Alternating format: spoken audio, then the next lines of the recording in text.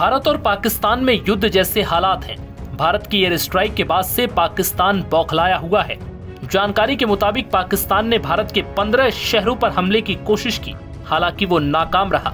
भारत के साथ इस लड़ाई में पाकिस्तान ने पहली बार चीनी हथियारों का जमकर इस्तेमाल किया।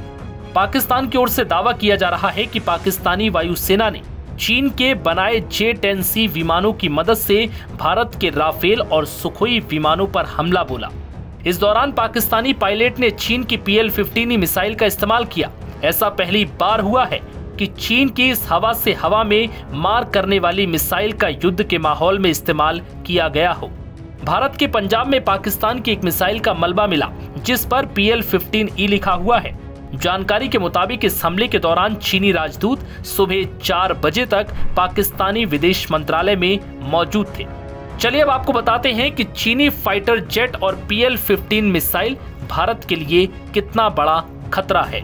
सोशल मीडिया पर जो तस्वीरें वायरल हो रही हैं, उनमें PL-15 मिसाइल का सीकर नजर आ रहा है। इस मिसाइल को AESA यानी एक्टिव इलेक्ट्रॉनिकल स्कैंड एरे तकनीक का इस्तेमाल कर बनाया गया है। ये एक्टिव और पैसिव दोनों मोड में काम करती है। चीन का दावा है कि इससे ये मिसाइल और ज्यादा बेहतर हो गई। सैन्य विश्लेषकों का कहना है कि चीन की PL-15 मिसाइल अमेरिका की AIM-120D air to air missile के टक्कर की है। इससे पहले G-20 स्टील्थ फाइटर जेट के लिए बनाया गया था। द वॉर जोन की रिपोर्ट के मुताबिक PL-15 मिसाइल के अंदर डुअल पल्स रॉकेट मोटर लगे हुए हैं। इससे इसकी रेंज करीब 200 किलोमीटर तक पहुंच जाती है।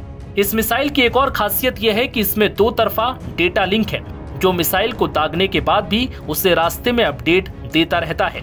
मिसाइल से भी फाइटर पायलट को उसकी सूचना मिलती रहती है।